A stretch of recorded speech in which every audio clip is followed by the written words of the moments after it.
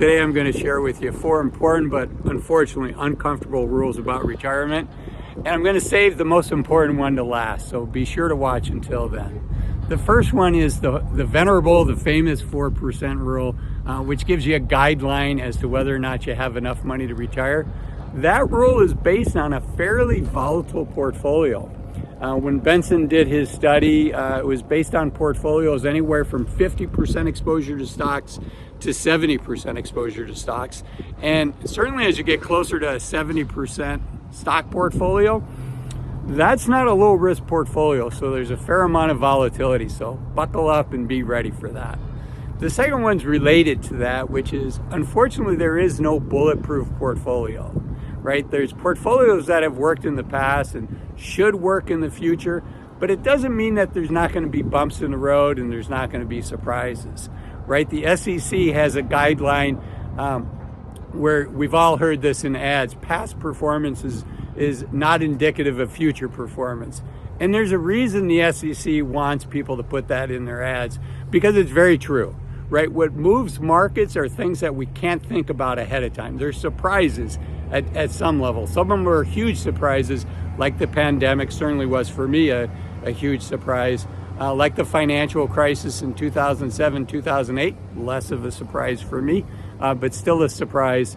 Black Friday, for those of us older to remember, 1987, when the market moved 20% in one day. You know, these are surprises that we don't expect to happen, and that's why they move the market. So just because something's worked in the past doesn't mean it's going to work in the future. And the third uncomfortable truth is there are some risks that are worth taking that are going to make you uncomfortable.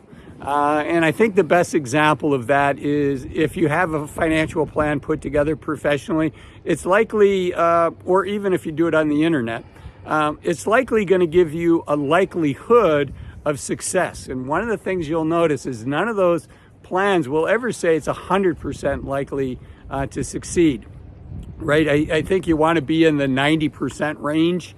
For some people, it might be okay to even be in a little bit less than 90%.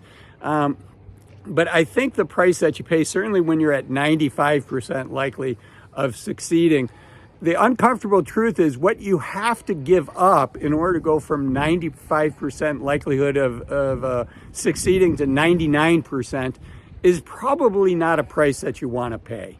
It's just too great of a price. What it means is you're going to have to keep working. You're going to have to save more money. You're going to have a more volatile portfolio than you want.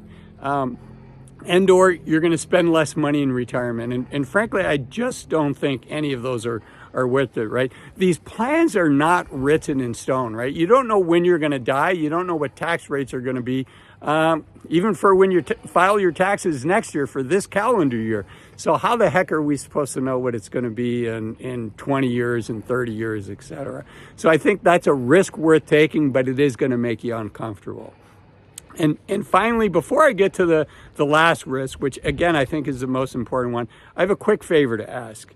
If you found this video helpful, if you've made it this far, please hit the like button. It really does help me. I'm a fairly new YouTube channel, and I'm trying to get the word out to other people like yourself that this kind of content can help. So take a second, hit the like button, and even better, leave a quick comment. Let me know what you think of this video, how I could make it better, and if there's any other uncomfortable retirement surprises that are on your radar screen that maybe I didn't cover in this video.